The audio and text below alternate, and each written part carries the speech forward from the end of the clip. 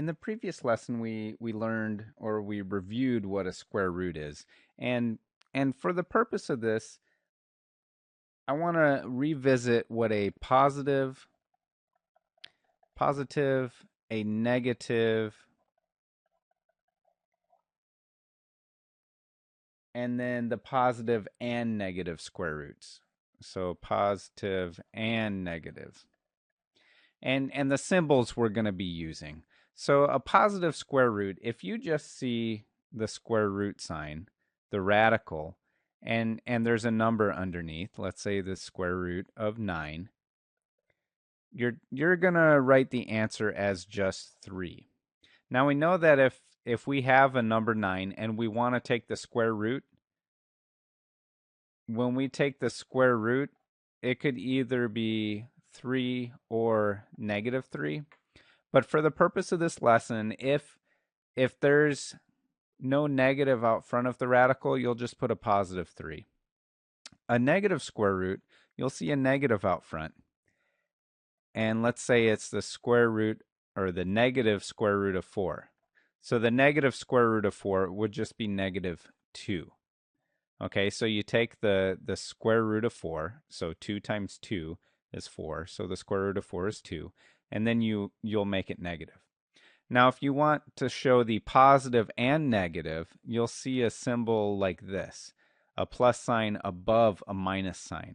And let's say it's plus or minus 16. So in this case, it's either going to be plus 4, right? The square root of 16 is 4, or minus 4. So the plus or minus, and you read the symbol as plus or minus.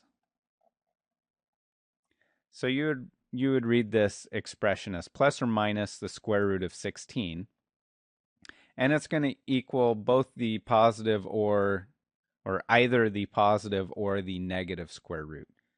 So that's the symbols we're going to be using for this section. So let's take a look at a couple examples. What if we wanted the negative square root of 121? Well, what's the negative square root of 121? Well, 121 is a perfect square. It's actually 11 times 11. If you don't know that, you can multiply it out. 1 times 1 is 1. 1 times 1 is 1. Then you drop down a 0. 1 times 1 is 1. 1 times 1 is 1. Then you add it up and you get 121. So the negative square root of 121, well, the square root of 121 is 11. And then the negative square root would be negative. So negative 11, which is just saying that negative 11 times negative 11 equals 121. Okay, so that's one example. Another example could be the square root of 0.09. Now this is also a perfect square, and you'll find that the square root of 0.09 is actually 0.3. Because when you take 0.3, or 3/10, times 3/10, well, 3 times 3 is 9. And then when you multiply decimals, remember you count how many places total are to the right of the decimal. And in this first term, you have 1. In the second term, you have another 1. So it's 2 places to the right of the decimal, and that's where your decimal goes. That's how many places your answer is going to have after you multiply. So you have 2 places to the left or to the right of the decimal in your answer. So it'll be 0.09. So the square root of 0.09 is 0.3. And you'll notice that there's nothing out front, so we'll go with the positive square root. So in the previous example, it was the negative. In this one, it's the positive. One more example would be plus or minus the square root of 1.44. 1.44.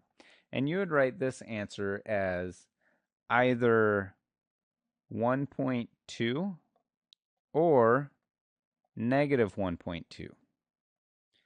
And when you multiply 1.2 times 1.2,